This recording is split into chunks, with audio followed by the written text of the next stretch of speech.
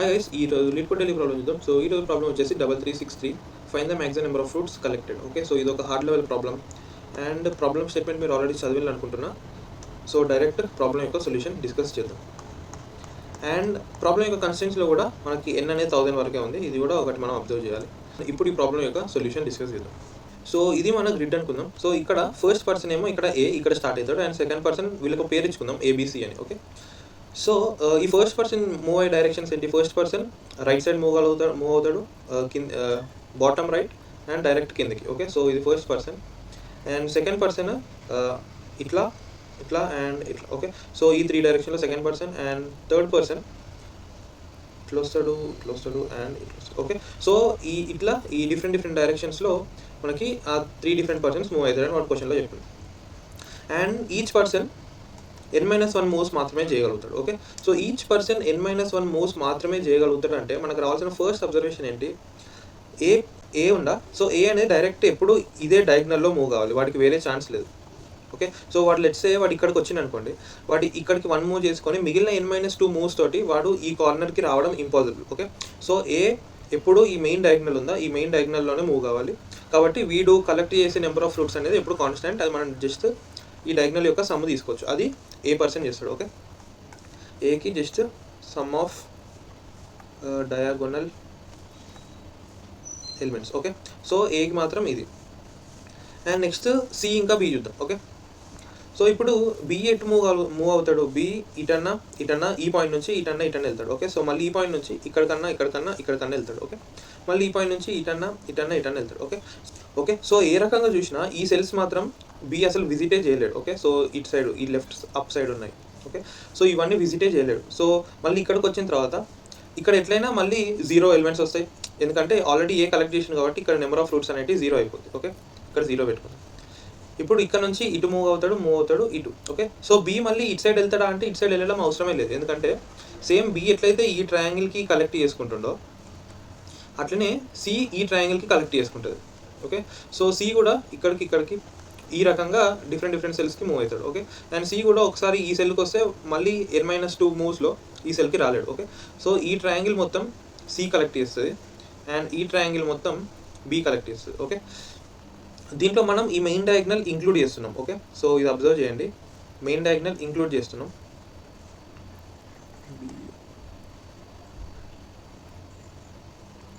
And సికి okay, so main diagonal ఎందుకు include చేస్తున్నా అంటే మనం ఒకవేళ ఇంక్లూడ్ చేసినా చేయకపోయినా అక్కడ నెంబర్ ఆఫ్ ఫ్రూట్స్ అనేవి 0నే ఉంటాయి, కాబట్టి అది మనకి ఏం ఎఫెక్ట్ కాదు, కాబట్టి ఇంక్లూడ్ చేయొచ్చు. ఓకే, కాబట్టి బి అనేది ఈ ట్రయాంగిల్లో, సి అనేది ఈ ట్రయాంగిల్లో అండ్ ఏ అనేది ఎట్లయినా మనకి మెయిన్ డయాగ్నల్లో మూవ్ అవుతాడు. ఓకే, సో ఇదైతే పక్కా మనకు అర్థమైపోయింది. ఓకే, సో ఇప్పుడు ఈ బీసీ ఈ ట్రయాంగిల్ మొత్తం అన్ని సెల్స్ అయితే విజిట్ చేయలేరు, ఉన్నాయి మనకి n-1 మూవ్స్. కాబట్టి దీంట్లో మనకి మ్యాక్సిమం సమ్ వచ్చే పాత్ ఫైండ్ అవుట్ చేయాలి. ఓకే, సో ఇక్కడ నుంచి ఆ సమ్ లైక్ ఎట్లా ఉండొచ్చు, ఇదన్నా కావచ్చు ఎట్లానే ఉండొచ్చు అది. Okay, so all possible combinations మనం బేసికలీ ట్రై చేయాలి. Okay, so all possible combinations try చేయాలి అంటే so all possible combinations try చేయాలంటే మన మైండ్కి వచ్చేది ఏంటి? రికర్షన్. సో మన ఫంక్షన్కి ఏం చెప్తాం? మనం ఐ ఇంకా జే ప్లేస్లో ఉన్నాం అండ్ ఐ ఇంకా జే ప్లేస్లో నుంచి నాకు ఈ పాయింట్కి రావడానికి మ్యాక్సిమం సమ్ పాత్, ఆ సమ్ ఎంత అని అడుగుతాం మనం ఫంక్షన్కి. ఓకే, సో మన ఫంక్షన్ ఏం చేస్తుంది? మన ఫంక్షన్ ఈ 3 డైరెక్షన్స్ ఉంటాయా బి ఇంకా సికి. ఓకే, సో ఈ 3 డైరెక్షన్స్కి మళ్ళీ ఫంక్షన్ కాల్ చేస్తుంది. ఓకే, సో ఆ ఫంక్షన్ కాల్ నుంచి మళ్ళీ అవి ఇంకొన్ని ఫంక్షన్ కాల్స్ చేస్తాయి. బట్ అవి ఎన్ని ఫంక్షన్ కాల్స్ చేసినా మనకి ఈ సెల్కి ఫంక్షన్ కాల్ చేసేది ఇక్కడ నుంచి ఫంక్షన్ కాల్ జరుగుతుంది, ఇక్కడ నుంచి కూడా జరుగుతుంది. ఓకే, సో సేమ్ ఫంక్షన్ కాల్ని మనం మళ్ళీ చేస్తున్నాం, కాబట్టి దీన్ని మనం మెమోరైజ్ చేయొచ్చు. ఓకే, సో దీన్ని మనం మెమోరైజ్ చేసి దీని మీద డిపి అప్లై చేయొచ్చు. ఓకే, సో మన డిపి స్టేట్ వచ్చేసి డిపి ఐ కామా జే. ఇది ఏం చెప్తుంది? మ్యాక్సిమం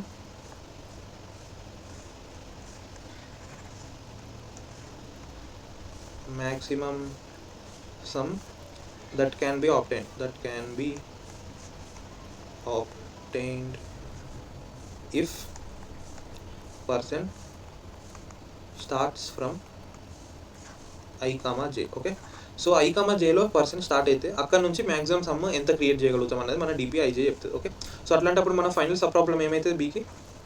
బి ఎక్కడ స్టార్ట్ అవుతాడు? బి ఇక్కడ స్టార్ట్ అవుతాడు కదా. సో ఇది 0, సారీ n-1 కామా 0 కదా.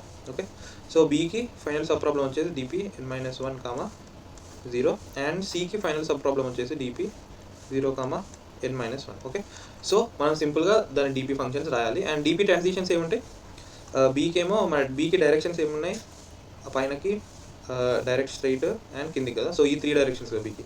So DP of IJ is equals to max of DP of, so ఇదేంటి DP i+1 j+1 DP i j+1 and DP i+1,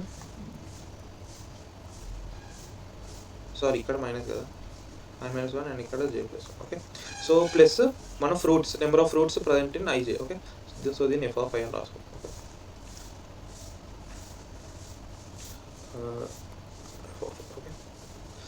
and ఇది బీకి. అండ్ సికి ఏమైతే, సో సి యొక్క డైరెక్షన్స్ ఎటు ఇట్లా వెళ్ళొచ్చు, ఇట్లా వెళ్ళొచ్చు అండ్ ఇట్లా వెళ్ళొచ్చు కదా. సో డిపి ఆఫ్ ఐజే ఇది equals to max of DP of i+1 j-1 DP of i+1 j DP of i+1 j+1 plus current number of fruits ఎన్ని ఉన్నాయి.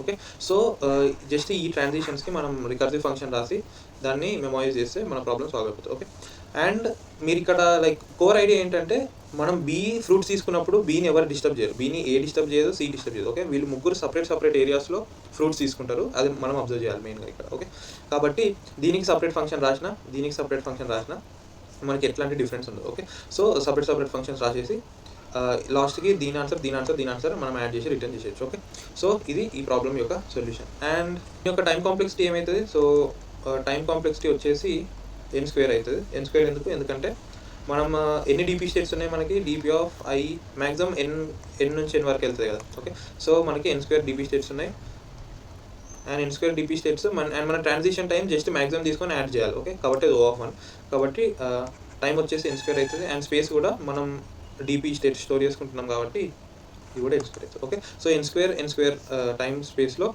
మనం ఈ ప్రాబ్లమ్ని ఇట్లా సాల్వ్ చేయొచ్చు. ఓకే, సో ఇప్పుడు ఈ ప్రాబ్లమ్ని కోడ్ చేసేద్దాం. సో ఫస్ట్ అయితే మనం ఏకి తీసుకుందాం. ఓకే, సో ఏ ఇక్కడ స్టార్ట్ అవుతారు 0,0 అండ్ స్ట్రైట్గా బాటమ్ రైట్ సైడ్కి వచ్చేస్తారు. కాబట్టి int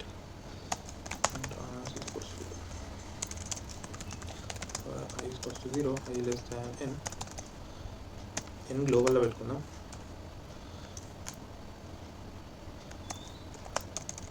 n is equals to fruits dot size. Okay, so first ఏకి ఏమైతే sum just fruits of i, i. Okay, so డయాగ్నల్లో ఉన్న ఎలిమెంట్స్ అన్నీ సింపుల్గా యాడ్ చేసేస్తాం. అండ్ నెక్స్ట్ వచ్చేసి యాడ్ చేసిన తర్వాత వాటిని మళ్ళీ మనం 0 చేయాలి కదా. ఓకే, ఎందుకంటే మళ్ళీ బి అక్కడికి రికర్షన్ చేసినప్పుడు అది డిస్టర్బ్ కావద్దు మనకి. Okay, so fruits of i is equals to 0. Okay, so ఇట్లా ఏ అయిపోతుంది. అండ్ నెక్స్ట్ బీకి వేద్దాం. ఓకే, సో బీకి మనం first of all DP create చేయాలి. So vector in DP in vector in -1. Okay, so మనం ఇట్లా డిపి క్రియేట్ చేయొచ్చు. అండ్ నెక్స్ట్ మన డిపి ఫంక్షన్, మన ఫైనల్ సబ్ ప్రాబ్లం ఏంటి, n-1, 0 కదా. So answer plus is equals to B అని రాసుకుందాం ఫంక్షన్ పేరు కూడా. ఓకే, సో గెట్ బి అని రాసుకుందాం. ఓకే, సో గెట్ బి అని రాసుకుందాం. మన ఫైనల్ సబ్ ప్రాబ్లం ఏంటి, n-1, 0కి. అండ్ మనం దీనికి ఏమి ఇవ్వాలి, ఫ్రూట్స్ ఇవ్వాలి, ఇంకా మన డిపి టేబుల్ ఇవ్వాలి. ఓకే, అండ్ ఇప్పుడు అట్లనే సీకి వేసుకుందాం. సో సీ కూడా ఒక డిపి డిక్లేర్ చేసుకుందాం సపరేట్గా, అయిపోతుంది.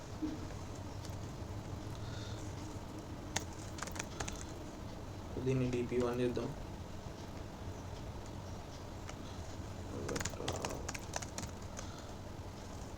DP2 then comma vector int n comma -1. Okay, and దీని యొక్క ఫైనల్ సబ్ ప్రాబ్లం ఏంటి, గెట్ సి ఆఫ్ 0, n-1 ఏమి ఇస్తాం, మళ్ళీ సేమ్ ఫ్రూట్స్ ఇంకా DP ఇస్తాం. ఓకే, లాస్ట్కి రిటర్న్ ఆన్సర్ ఇస్తాం.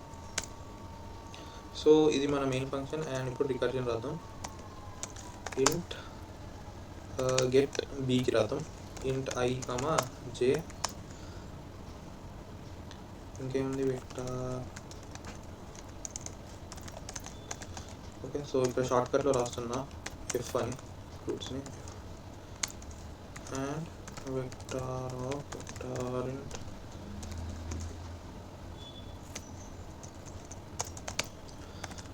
ఓకే, సో ఇప్పుడు మనం ఏం చేయాలంటే ఆ సెల్స్ని లైక్ లిమిట్ చేసుకోవాలి కదా.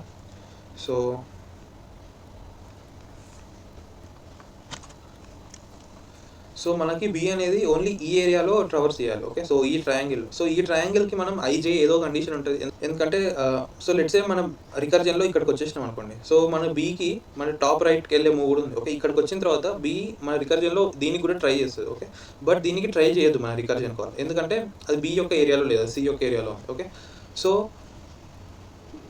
ఓన్లీ ఈ ఏరియా వరకు మనం ఒక ఇఫ్ కండిషన్ పెట్టుకోవాలి. లైక్ ఒకవేళ ఈ ఏరియాలోనే ఉంటే మనం వాల్యూ రిటర్న్ చేయాలి, లేకపోతే 0 రిటర్న్ చేయాలని చెప్పేసేయచ్చు. ఓకే, సో ఇక్కడ నుంచి 0 రిటర్న్ చేసినాం అనుకోండి, అంటే ఈ మిగిలిన బాక్సెస్ అన్నిటికీ మనం 0 రిటర్న్ చేసేస్తే అసలు అక్కడికి రికర్జన్ వెళ్ళినా మనకి డిఫరెన్స్ ఏం పడదు. ఓకే, అండ్ సేమ్ అట్లనే సి కూడా ఇదే లిమిట్ చేస్తాం. సో వీటి యొక్క రేంజెస్ మనం ఎట్లా క్యాలిక్యులేట్ చేస్తామంటే, సో బేసికల్లీ దీన్ని ఒక లైన్స్ లాగా ఉంచుకోండి.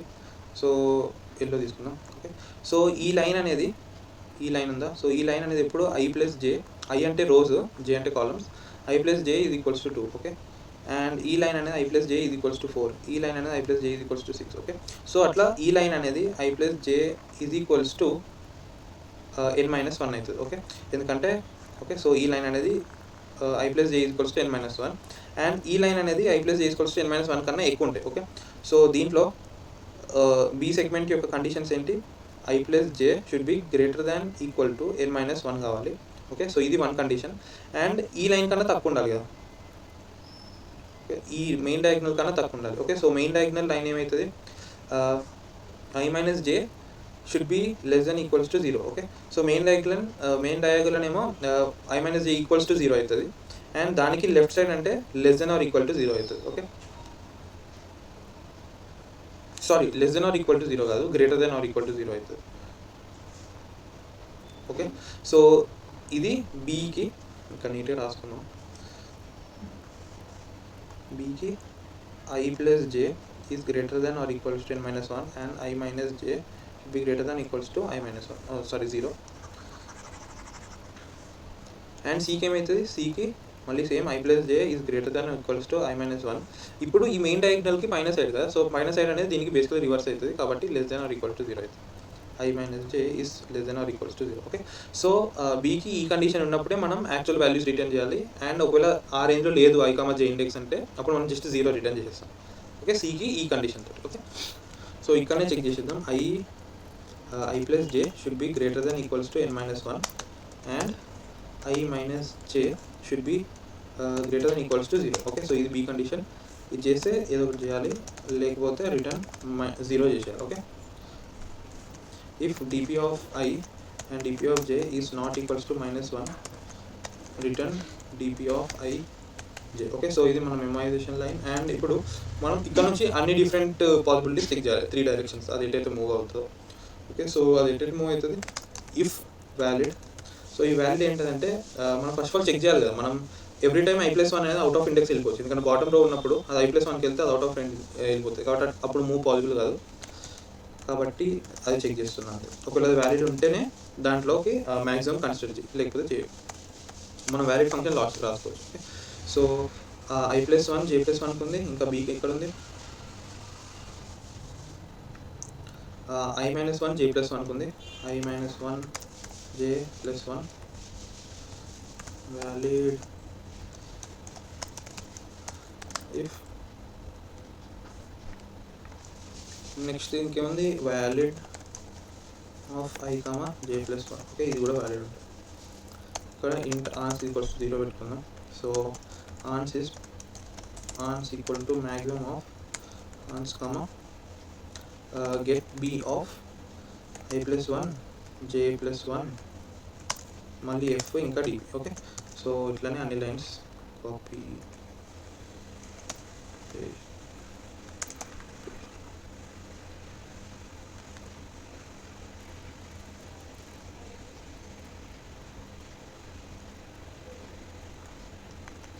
ఓకే. సో ఇట్లా మ్యాక్సిమం వచ్చిన తర్వాత return dv of ij is equals to max of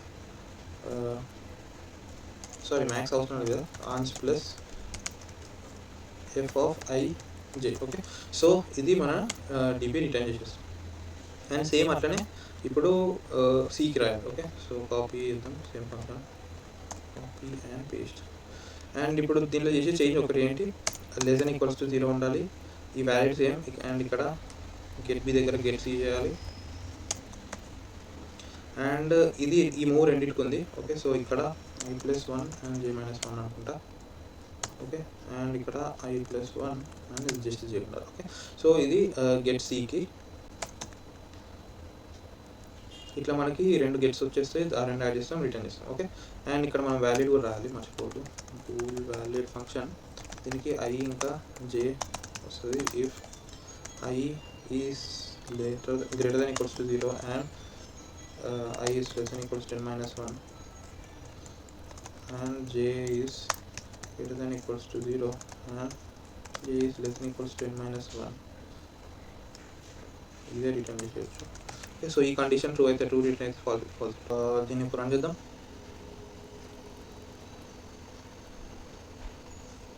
wrong answer వస్తుంది.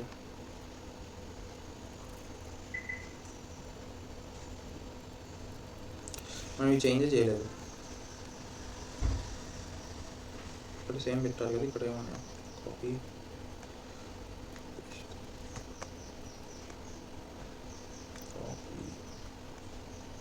పేస్ట్. అరే ఇక్కడనే అక్కడ పెట్టాలి, అక్కడనే అక్కడ కాపీ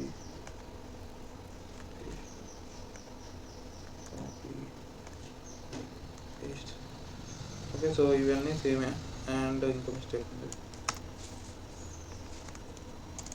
ఇది మనం బై రిఫరెన్స్ పాస్ చేయాలి. ఓకే. సో ఇప్పుడు రన్ చేద్దాం.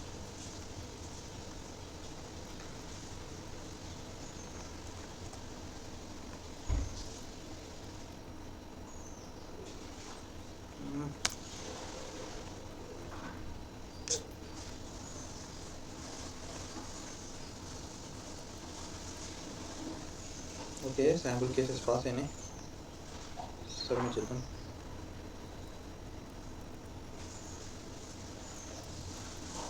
అండ్ సబ్మిట్ కూడా అయిపోయింది. ఓకే.